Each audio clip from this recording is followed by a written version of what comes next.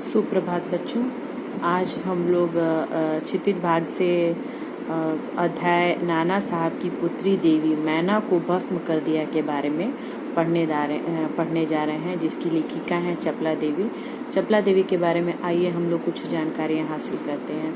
ये द्विवेदी युग की लेखिका चपला देवी के व्यक्तित्व एवं कृतित्व के बारे में जानकारी उपलब्ध नहीं हो पाई। यानी जो चपला देवी है उनका जो व्यक्तित्व कैसा था, उनकी कैसी कृतियाँ थी, उनकी रचनाएं कैसी थी, उसके बारे में ज़्यादा जानकारी उपलब्ध नहीं हो पाई। स्वतंत्रता आंदोलन के दौरान पुरुष लेखकों के साथ साथ अनेक महिलाओं ने भी अपने अपने लेखन से आज़ादी के आंदोलनों की गति दी है। यानी जो हमारा स्वतंत्रता आंदोलन था उसके दौरान बहुत सारे लेखकों ने अपने अपने लेखनों के वजह से क्रांतिकारी लाई है। उनमें बहुत सारे पुरुष और बहुत सारी महिलाएं भी थी, जिसमें चपला देवी का नाम भी आता है। उनमें से एक लेखिका थी चपला देवी। कई बार अनेक रचनाकार इतिहास में दर्ज होने से रह जाते हैं, चपला देवी भी उन्हीं में से एक है। यानी जो हमारे इतिहास के पन्ने हैं, जो हमारे इतिहास में बताया जाता है कि कौन से लेखक हैं जिन्होंने स्वतंत्रता आंदोलन में अपनी मुख्य भूमिका निभाई है, उनमें चपला देवी शामिल नहीं हो पाई है। लेकिन उनके बारे में इसमें चर्चा की गई है और यह एक ऐतिहासिक सच्चाई है। यानी एक ऐसी सच्चाई है जिसे झुटलाया नहीं जा सकता। जो हमारे इतिहास में जो पहले का जो सच्चाई है, जो 1857 में क्रांति की विद्रोही के बारे में बताया गया है, जिसमें नेता धुंधुपत नाना साहब की पुत्री, यानी जो हमारे स्वतंत्रता आंदोलन के जो नेता थे उनका नाम था धुंधुपत, और उनकी जो पुत्री थी बालिका मैना, उनकी आज़ादी के बारे में बताया गया है कि आज़ादी की नन्ही सिपाही थी जिसे अंग्रेजों ने जलाकर मार डाला। यानी इसमें चपला देवी ने बताया कि किस प्रकार ये एक सच्ची घटना है, जिसमें चपला देवी ने बताया है कि ये जो धुंधुपत नाना साहब थे, इन्होंने जो अपने स्वतंत्रता आंदोलन में अपना बढ़ चढ़कर हिस्सा लिया था, उनकी जो पुत्री है उन्हें आज़ादी में अंग्रेजों ने जलाकर मार डाला था। बालिका मैना के बलिदान की कहानी को चपला देवी ने इस गद्य रचना में प्रस्तुत किया है। जो उसके बलिदानों के बारे में इसमें बताया गया है, इस गद्य रचना में प्रस्तुत किया गया। यह गद्य रचना जिस शैली में लिखी गई है, यानी जिस प्रकार लिखी गई है, जिस भाषा में लिखी गई, शैली का अर्थ जिस भाषा में लिखी गई है, उसे हम रिपोर्ट तार्ज का प्रारंभिक रूप कह सकते हैं। रिपोर्ट तार्ज एक अंग्रेजी भाषा होती है जिसका अर्थ होता है यथासंभव, यानी जो सच्चाई होती है उसके बारे में इसमें प्रारंभिक रूप में लिखा हो सकता है। यानी जो रिपोर्ट बनाते हैं हम लोग किसी भी घटना के बारे में, जब हम लोग रिपोर्ट बनाते हैं तो उसमें जो तथ्य होता है, जो सच्चाई होती है, उसके बारे में रिपोर्ट तार्ज में लिखा जाता है। इसका अर्थ यही हुआ। आइए हम लोग नाना साहब की पुत्री देवी मैना को भस्म कर दिया के बारे में पढ़ते हैं। सन 1857 ईस्वी के विद्रोही नेता धुंधुपत नाना साहब कानपुर में असफल होने पर जब भागने लगे तो वे जल्दी में अपनी पुत्री मैना को साथ न ले जा सके। यानी जब वो विद्रोह कर रहे थे 1857 में, और जब विद्रोह का युद्ध हो रहा था, उस वक्त नाना साहब असफल हो चुके थे, इसलिए वो भागकर कहीं और चले गए थे और जल्दी में वो अपनी पुत्री मैना को नहीं ले जा पाए थे। देवी मैना बिठूर में पिता के महल में रहती थी। यानी जो नाना साहब थे वो बिठूर में रहते थे और उसी महल में उनकी पुत्री भी रहती थी। पर विद्रोह दमन करने के बाद अंग्रेजों ने बड़ी ही क्रूरता से उस निरीह और निरपराध देवी को अग्नि में भस्म कर दिया। निरीह यानी जो कमजोर होते हैं, और निरपराध जिसने कोई भी अपराध ना किया। यानी जो कमजोर थी, जो निरपराध थी, जिसने कोई भी अपराध नहीं की थी, उस देवी को उसमें अग्नि में भस्म कर दिया गया, यानी उसे जला दिया गया। इसका रोमांचकारी वर्णन पाषाण हृदय को भी एक बार द्रवीभूत कर देता है। रोमांचकारी का मतलब होता है जो रोआ खड़ा कर देता है, जो हमें रोमांचित कर देता है। वैसा ही एक वर्णन हमें इस पाषाण हृदय को भी, पाषाण का अर्थ होता है पत्थर हृदय को भी एक बार द्रवीभूत कर देता है, यानी हमारी आंखों में आंसू आ जाता है। द्रवीभूत का अर्थ होता है जब हम किसी घटना के बारे में पढ़ते हैं तो हमारे अंदर से जो द्रव्य निकलता है, यानी जो हमारी आंखों से आंसू निकलता है, वो जो पाषाण हृदय है, जो कितने भी कठोर हृदय वाले क्यों ना हो, उसको भी द्रवित कर देता है।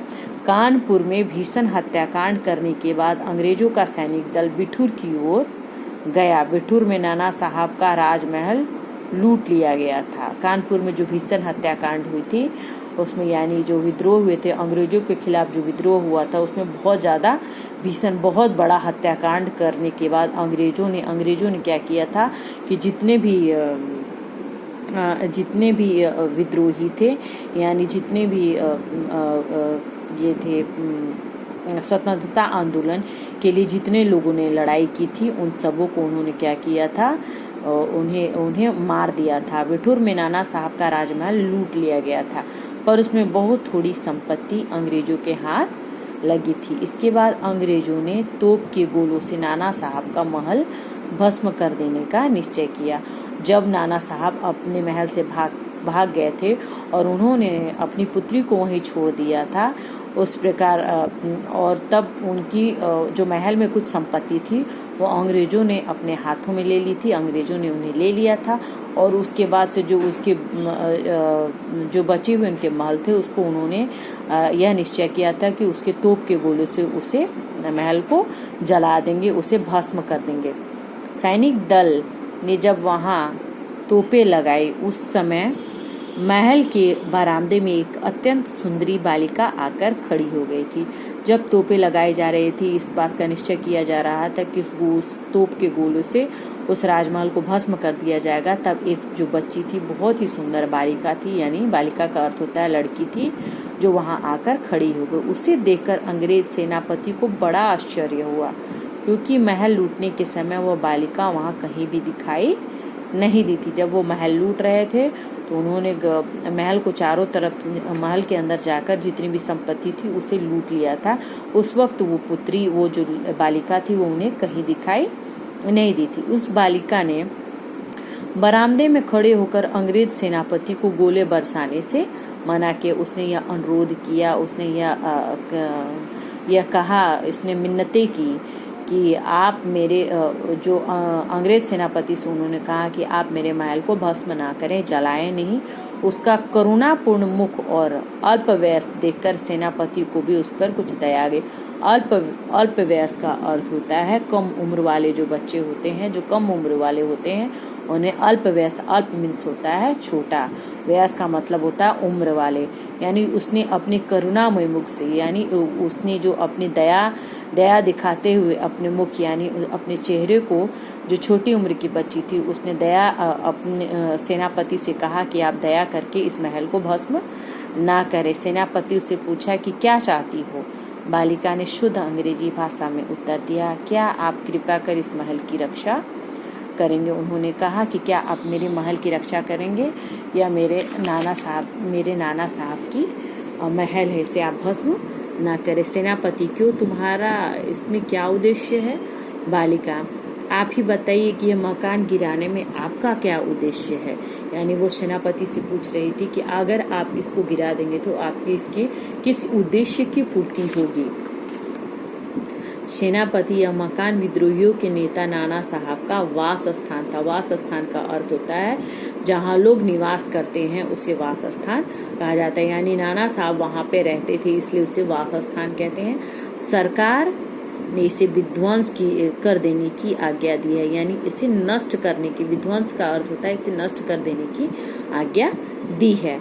बालिका, आपके विरुद्ध जिन्होंने शस्त्र उठाए थे वे दोषी हैं, पर इस जड़ पदार्थ मकान ने आपका क्या अपराध किया। उन्होंने कहा कि आपके विरुद्ध, यानी नाना साहब ने आपके विरुद्ध शस्त्र उठाया था तो वे आपके दोषी हैं, लेकिन यह जो जड़ पदार्थ है यानी अचेतन है, जिसमें कोई भी प्राण नहीं है, इस मकान को आप क्यों, इसका क्या अपराध है, आप इसे क्यों नष्ट कर रहे हैं। जड़ पदार्थ का अर्थ होता अचेतन, यानी जिसमें जान न हो। मेरा उद्देश्य इतना ही है कि वह स्थान मुझे बहुत प्रिय है, इसी से मैं प्रार्थना करती हूँ कि इस मकान की रक्षा कीजिए। यानी उसने कहा कि ये इस स्थान की रक्षा कीजिए, मैं प्रार्थना करती हूँ, मैंने इसमें समय गुजारा है, मैं इसमें बड़ी हुई हूँ, इसलिए मैं इस मकान की रक्षा चाहती हूँ।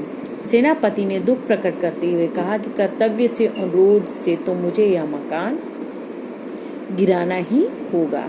उसने सेनापति से जब प्रार्थना की तो उसने कहा कि मैं कर्तव्य में बंधा हुआ, यानी मैं अंग्रेज जो कहेंगे मैं उसी, क्योंकि मैं उनकी नौकरी करता हूँ, मैं उनके जो मैं अपने प्रति उनके कर्तव्यों को मैं निभाऊंगा। अनुरोध से मुझे यह मकान गिराना ही पड़ेगा, क्योंकि अंग्रेजों ने उन्हें यह अधिकार दिया था कि वो उन्हें उस मकान को ध्वस्त करना है। इस पर बालिका ने अपना परिचय बताते हुए कहा, मैं जानती हूँ कि आप जनरल हे हैं। हे यानी उनका नाम था, जनरल हे हैं।